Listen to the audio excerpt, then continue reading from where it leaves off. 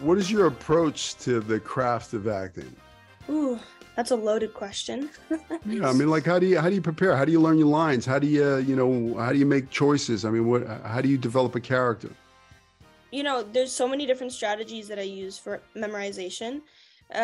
Usually I just take it one scene at a time, gotta read through the whole script, get a sense of the character, then take it one scene at a time, one line at a time, learn it slowly, and then I'm lucky that all my family is supportive, so I'm able to run my lines with them and practice with them when I need it. So when I learn the first scene, I run it and make sure I have that perfect before moving on to the next scene so that I'm not taking on more than I can handle.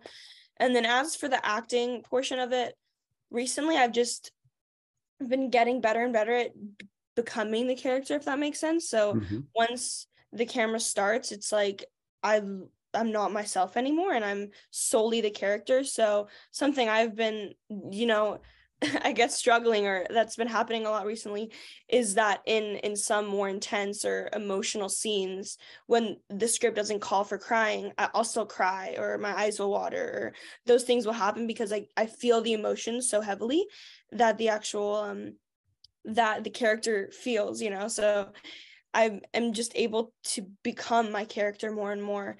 And I think that's just happened with time. I've gotten more and more used to not having to think about what I'm going to say or what I'm going to do or how I'm going to say it, and just letting it happen and feeling it.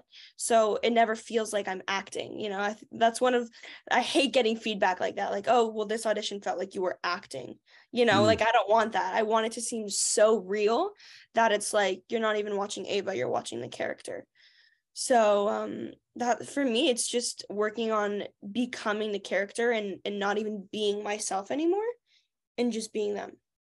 That's awesome. And that's what I teach here in my school, the Manhattan Actor Studio. It's not, I don't want to, if I'm looking to cast a role, I don't want to meet Ava. I want to meet the character, whoever the character is.